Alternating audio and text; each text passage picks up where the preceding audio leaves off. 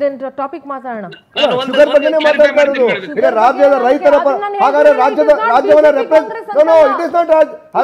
ಇದು ಕೇಂದ್ರ ಸರ್ಕಾರದ ಜವಾಬ್ದಾರಿ ಇರೋದ್ರಿಂದ ರಾಜ್ಯ ಸರ್ಕಾರದ ಜೊತೆ ಕೈ ಜೋಡಿಸಬೇಕಾಗಿರ್ತಕ್ಕಂಥ ರಾಷ್ಟ್ರೀಯ ಪಕ್ಷಗಳ ಜವಾಬ್ದಾರಿ ಇದು. ಎರಡು ರಾಷ್ಟ್ರೀಯ ಪಕ್ಷಗಳವರು ನಮ್ಮ ರಾಜ್ಯದ ರೈತರ ವೋಟ್ ತಗೊಂಡು ಗೆದ್ಕೊಂಡು ಹೋಗಿದ್ದೀರಿ. ಹೌದು, ತಗೊಂಡು ಸುಮ್ಮನೆ ಕೂತ್ಕೊಂಡು ಅಲ್ಲ. 19 ಸಂಸದರು ಏನಿದ್ದಾರೆ, 19 ಸಂಸದರು 4 ಮಂತ್ರಿಗಳಿದ್ದಾರೆ. ಕರ್ನಾಟಕವನ್ನು ರೆಪ್ರೆಸೆಂಟ್ ಮಾಡ್ತಕ್ಕಂಥ ಮಂತ್ರಿಗಳು ಸುಮ್ಮನೆ ಕೂತ್ಕೊಂಡು ಕಡ್ಡಬೀಜ ತಿಂತಾ ಇದ್ದಾರೆ. ದಯವಿಟ್ಟು ಅವ್ರಿಗೆ ಹೇಳಿ, ಯಾರು ಏನು ಕೇವಲ ಎಣಗಳಲ್ಲಿ ರಾಜಕೀಯ ಮಾಡ್ತಕ್ಕಂಥ ಶೋಭಕ್ನವರೇ ಎಲ್ಲಿದ್ದೀರಿ?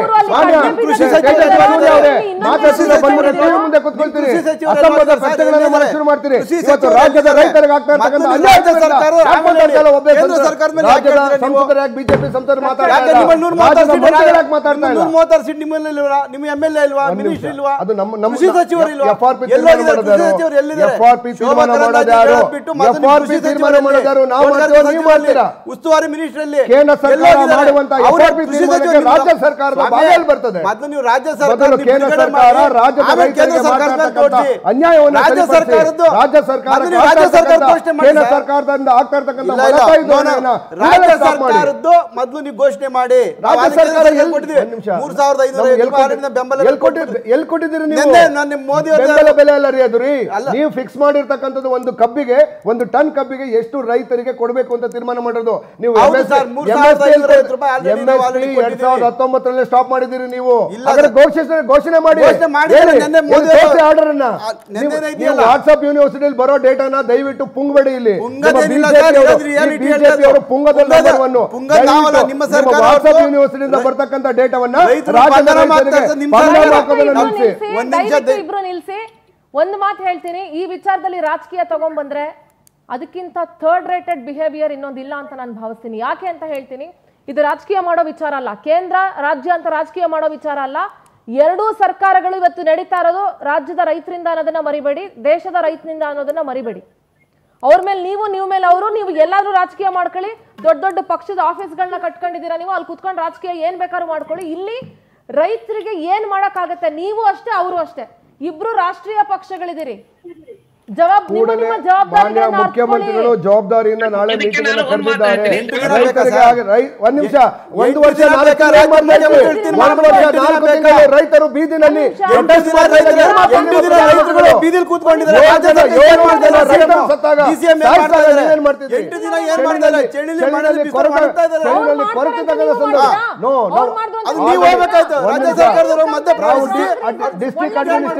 ಡಿಸ್ಟ್ರಿಕ್ಟ್ ಅಡ್ಮಿನಿಸ್ಟ್ರೇಷನ್ DC ಅವರಿಗೆ ಪ್ರತಿ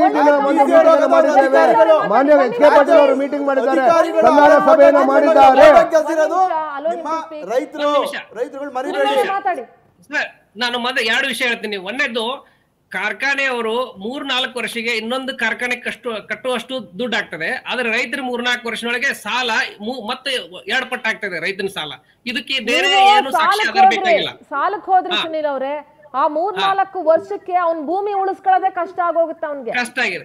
ಆಮೇಲೆ ಇನ್ನೊಂದು ಮೇಡಮ್, ತಾವಾಗಲೇ ಹೇಳಿದ ಪಾಯಿಂಟಿಗೆ ಬರ್ತೀನಿ ನಾನು. 3500 ರೂಪಾಯಿ ಯಾಕೆ ಯೂನಿವರ್ಸಲ್ ಆಗಿ ಕೇಳ್ತಾ ಇದ್ದಾರೆ ಅನ್ನೋದಕ್ಕೆ ನಾನು ಕಾರಣ ಹೇಳ್ತೀನಿ. ರೈತರು ಈಗ ಇವರು ಏನು ಬೇಸಿಕ್ ರಿಕವರಿ ಲೆವೆಲ್ ಮಾಡಿದಾರಲ್ಲ, 9.5%, 10% ಏನೇನು ಮಾಡಿದಾರಲ್ಲ, ಆ ಪ್ರಕಾರ ಅವರು ಎಂದಾದ್ರೂ ರೈತರಿಗೆ ಕೊಟ್ಟಿದಾರಲ್ಲ. ಆಯ್ತು, ನಿಂದು ರೈತ ನೀನು ನಿಂದು ಇಳುವರಿ ನಿಂದು 12.5% ಆಗಿದೆ, ಅದಕ್ಕೆ ನಿನಗೆ ಹೆಚ್ಚಿಗೆ ಕೊಡ್ತೇನೆ ಅಂತ ಯಾವಾಗಲೂ ಎಲ್ಲಾದ್ರೂ ಕೊಟ್ಟಿದಾರ? ಇವ್ರು ಕೊಡೋದು ಎಲ್ಲರಿಗೂ ಒಂದೇ ರೇಟ್ ಕೊಡ್ತಾರೆ. ಕೊಟ್ಟಿಲ್ವಲ್ಲ ಇನ್ನ, ಅದಂತೆ ಬೇರೆ ಪ್ರಶ್ನೆ, ಅದಂತೆ ದೊಡ್ಡ ಪ್ರಶ್ನೆ ಇದೆ. ಅದಕ್ಕೆ ನಾ ಹೇಳೋದು, ಕೊಟ್ಟಿಲ್ವಲ್ಲ, ಅದಕ್ಕೆ ಕೊಡೋದಕ್ಕೆ ಎಷ್ಟೋ ಮಂದಿ ಸೂಸೈಡ್ ಮಾಡ್ತಾರೆ. ಶುಗರ್ ಫ್ಯಾಕ್ಟರಿ ಇಟ್ಕೊಂಡಿರೋರು 3 ವರ್ಷಕ್ಕೆ ಇನ್ನೊಂದು ಡಬಲ್ ಶುಗರ್ ಫ್ಯಾಕ್ಟರಿಗಳಾಗುತ್ತೆ. ಫ್ಯಾಕ್ಟರಿಗಳ ಮೇಲೆ ಫ್ಯಾಕ್ಟರಿ ಬೆಳೀತಾ ಹೋಗ್ತವೆ, ಅವ್ರ ಜಮೀನುಗಳು ಬೆಳೀತಾ ಹೋಗ್ತವೆ, ಅವ್ರ ಆಸ್ತಿಗಳು ಬೆಳೀತಾ ಹೋಗ್ತವೆ, ಎಲ್ಲ ಆಗ್ತಾ ಹೋಗುತ್ತೆ.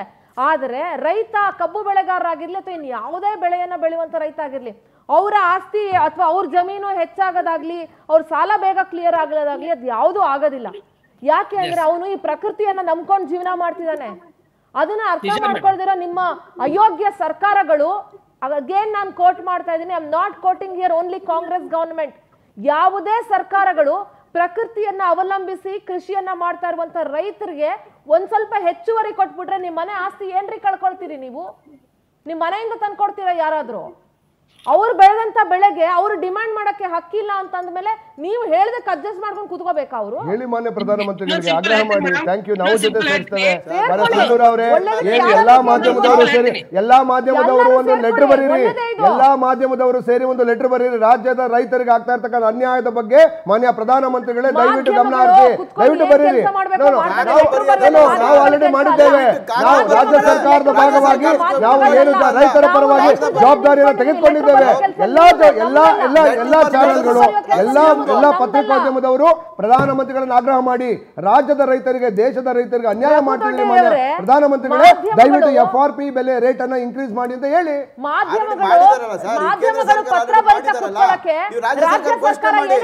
ಒಂದ್ ನಿಮಿಷ, ನಾವು ಆಲ್ರೆಡಿ ಮಾಡಿದ್ದೇವೆ, ಪತ್ರವನ್ನು ಬರ್ತಿದ್ದೇವೆ.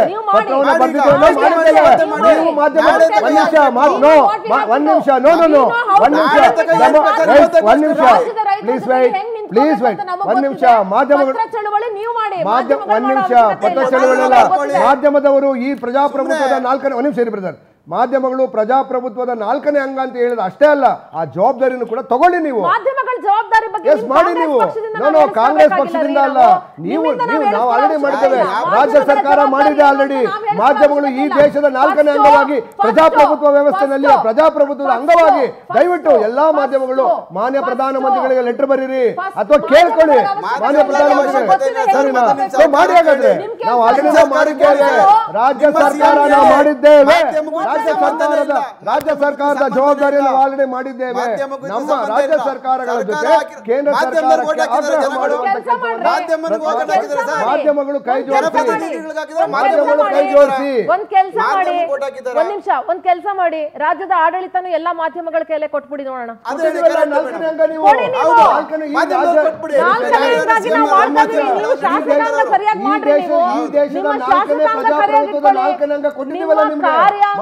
ನಿಮ್ಮ ಪತ್ರಿಕೋದ್ಯಮ ರಂಗನು ಕೂಡ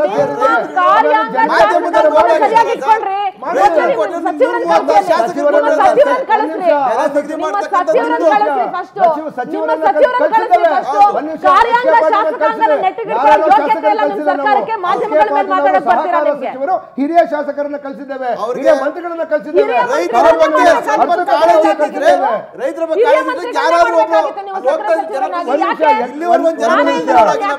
ಎಲ್ಲಾ ವಿಚಾರಗಳನ್ನು ಎಲ್ಲರೂ ಹ್ಯಾಂಡಲ್ ಮಾಡಕ್ಕಾಗೋದಿಲ್ಲ.